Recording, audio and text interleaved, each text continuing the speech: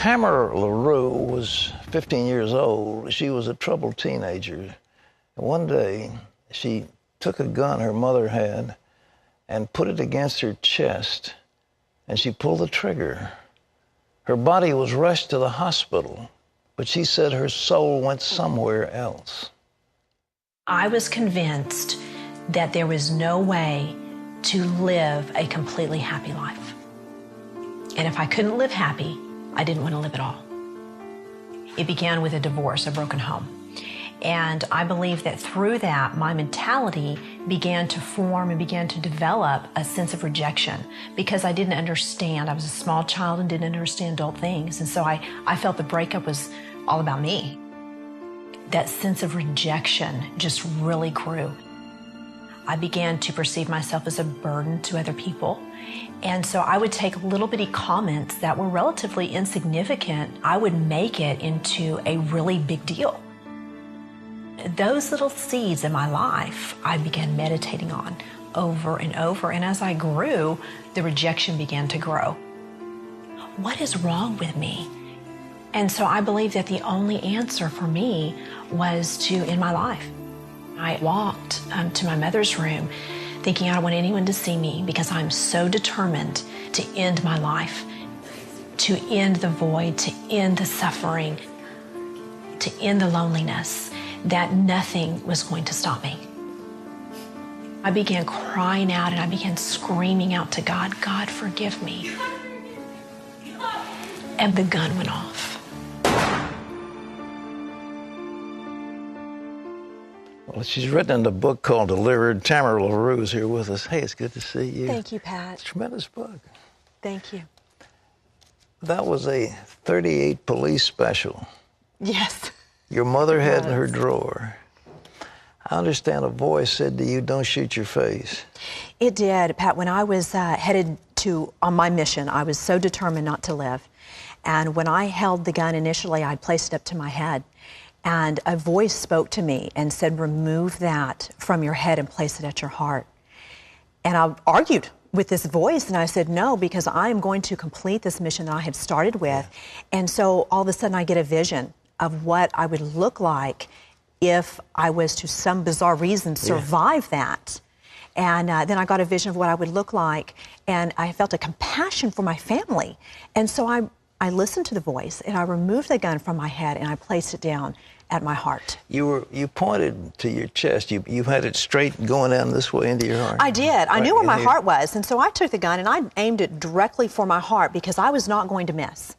And I wanted that gun to send me into eternity because I was so desperate for my pain and my suffering to end. So you pulled the trigger and there was a loud bang, and then what happened? Pat, when I pulled that trigger, I knew my body was dying. I felt the blood rushing through my lungs.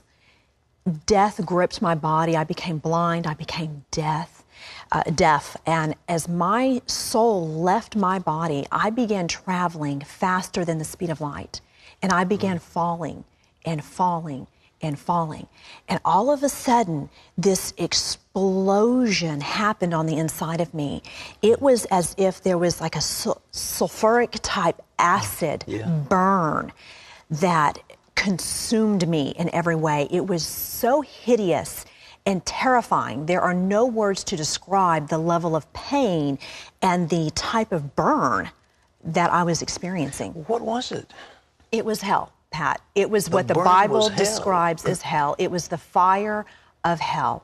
And when I looked around, not only was I in a place of death, but I now had become death.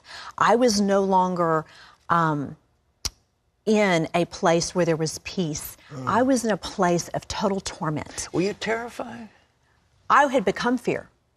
Oh, you've become fear. I had become a being of fear. You know, the Bible describes that death is the absence of God. Yeah, yeah.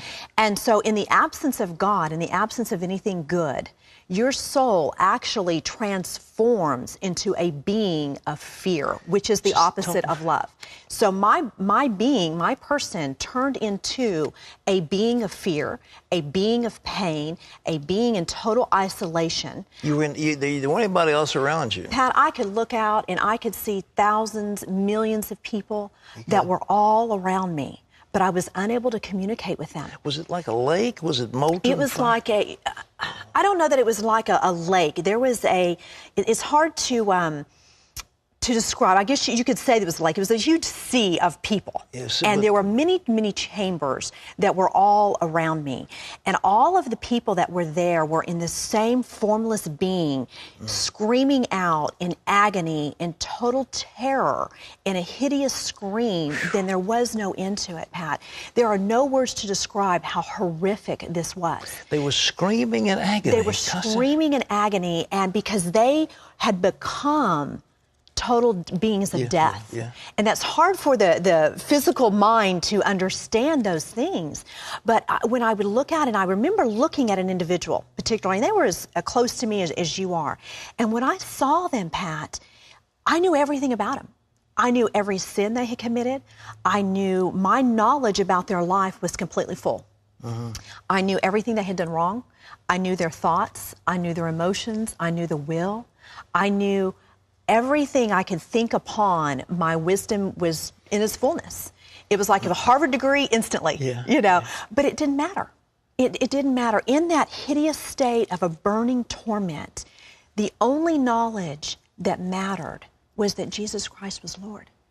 And here I am in this state of agony, indescribable agony, and the only thing that mattered was that I never surrendered to the lordship of Jesus Christ. Was this like regret in your mind as part of that fear? Absolutely regret. There was so much regret and shame and guilt that I had believed a lie and that I had believed the deceit. And when I looked out across the lake, across the heavens, I could see the entire universe, Pat. And it was like the earth was magnified. And there was a mutual feeling, a mutual understanding of everyone, the thousands and millions of people that were there with me, that we did not want anyone to go where we were. We wanted people to go back to earth and warn everyone, don't believe the lie, do not be deceived by your enemy, do not come here. Is that in your mind prior to this that ever could have seen anything as horrible as that? No. Never. And now I read the Bible and I see the Bible, how it describes hell. Yeah. And I look at my experience, and there are no words to describe what I experienced, Pat. Was there any end to it for these people? No, there was no end. No end. And you could look across the Gulf expanse, and you could see heaven. You could see the peace, the joy, the love, the wholeness. And you knew you were never going to experience that, because time does not exist in eternity. Time does not exist at all. And so you know you are there forever with no relief. The burn will never stop. The screaming will never stop. And the only thing you can do is hope that no one else will come where you are. It's the most horrible prospect when you think of it. I mean, human mind can't conceive of anything as absolutely awful as that. You cannot. The human mind cannot, in our physical state, cannot understand spiritual things at all. But you know, Pat, what is so amazing is God's love was so incredible that before I actually shot myself, I cried out to God to forgive me. And in that cry of desperation of forgiveness, God heard me. And He is so faithful to His word and to His promise that in my screaming and in my agony and in the revelation of what I experienced, God came down from heaven, and this hand scooped me up, Pat, and picked me up. And I realized I was not in hell because I shot myself. Because no act can take you to hell as if no act can take you to heaven. We are saved by faith. And so I realized that I wasn't there by my actions. I was there because I didn't receive Jesus as my Lord. And so when this hand picked me up and took me over the vast expanse, took me over that Gulf fix, and it's huge. But to God, it's just like a simple, But that's a what simple Jesus dividing said line. in the parable. There's a great gulf between us fixed. Yes. And there was a great gulf. A great gulf, and it was of nothingness. Yeah. Dark, just nothingness. And when I went over that, and I entered into God's presence, Yeah. Pat, now, you can't describe God's presence either, but it was love. And I had now left a place of death and torment and darkness. And now I had entered into a place of love and light. And I experienced God's wholeness. I experienced His grace and His mercy. And there was unity with Christ that is indescribable. My pain was gone. My torment was gone. And I was in this presence of total wholeness. And you could see the lights, the beauty of the stones and the lights reflecting in heaven. And the very sight of them was rejuvenating and just energizing. And they it was were communicating magnificent. with each other. The people were talking. Oh yes, walking they were all communicating. However, I was restricted. You were. I was not allowed to take part in any of that. Although I knew that was going on and although I saw those things, I was not allowed to take part of that or to see many things in detail. There was many things understood, and the knowledge was free and wisdom was free. And so as I traveled over the heavens and I was cleansed of my sin, and I came back, and you know, in the spiritual world, you're not confined to the restrictions of the physical world. And so I came right back into the roof of my home, and they laid my body, the vessel of God laid my body back, my soul back into my body. And when He did that, I instantly could see and hear again. And I knew at that moment that I was surrendering to the Lordship of Jesus Christ. And I knew that whatever I was facing, the stigma of suicide, the stigma of everything that I had to face, was going to be okay. Would you come back in? Was it an operating room? You came back into your home? No, I came back into my home. You did? I came back into my home because when I had gone in there, I was isolated. Nobody knew that I had gone in there alone. So I don't know how long exactly I was out of my body, but when I had come back, that was when I had called for my mother to come and help me, and that was when she called the ambulance. But when the ambulance got there, they even asked my mom, "Are you going to even bother to take her to the emergency room?" Because I was gray. I had the pallor of death on me, and they thought that I was fading into death, but what they didn't realize is I had already been dead and had just come back. And so within a matter of a few hours, Pat, I had gone from, "Are you going to bother to take her to the hospital?" They did their work on me in the emergency room. Then they took me into ICU. And by the time they got me to ICU, they're like, "There's nothing wrong with her." And they put me into a regular room. My recovery was just miraculous. Well, did you hit the heart? I mean, did your bullet hit the heart? I missed my heart by less than 1/4 of an inch. And I understand with a .38 caliber gun that should have just shattered my heart completely. Well, according to your book, the attendants, and when you were lying there, they weren't too complimentary. They were complimentary. They're a little suggestive. It was quite humiliating. Here I was going through a situation that is humiliating in itself. Yeah. You know, being in a state of emotional just despair. And then I had gone in there and the emergency crew were just, you know, making sexual innuendos and just, you know, having fun. And to them, it was just work. You know, they were just working. Did they know you were alive and hearing all this? Oh, I was very coherent. I mean, they were looking at me for a response. Yeah. And my response was just, you know, I kind of smiled like, "I can't believe you're saying this," you know. But that was part of, God used that, Pat. He works all things for our good. Sure. And He used that to show me, "Tamara, you have got to not be afraid of people. There is only one fear you should have, and that is a reverent fear for me." And you were 15 years old. I was 15 years old. What's happened since? You know, it's amazing. You know, you hear testimonies of how God just completely delivers you emotionally. That didn't happen with me, Pat. Although when I came back, God healed me of hopelessness. But He did not deliver me emotionally instantaneously. And I began my journey. And on this journey, it has been a wonderful journey.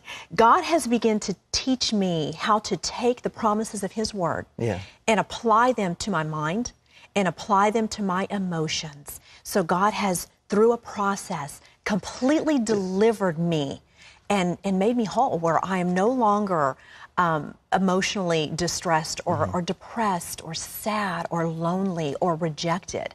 Do other people buy this when you tell them? What's your family, your parents, what do they think? Did you tell them where you'd been? You know, initially I did not tell them, Pat, because it scared me. Yeah. And I know that the stigma when people commit suicide, it's, you know, you're wanting attention and we're going to, okay, you know, and I didn't want people to think that I wanted attention. I wanted people to know what I had to say was the truth, because I was so afraid of what people thought about me. I didn't tell anybody. For 2 years, I kept this secret to myself. And when I was ready to come and tell people, when I became saved, I started going to church, I started studying God's Word, I started on my journey of learning how to become free and how to apply the cross to my life. Yeah. But I made a lot of mistakes. And I would still fall back and I would drink and I would party with my friends because I needed these friends, I thought. Okay. And God showed me different. And so when I came out and began to tell my story, people were like, okay, if you're really telling the truth, then why did you go back and do these things?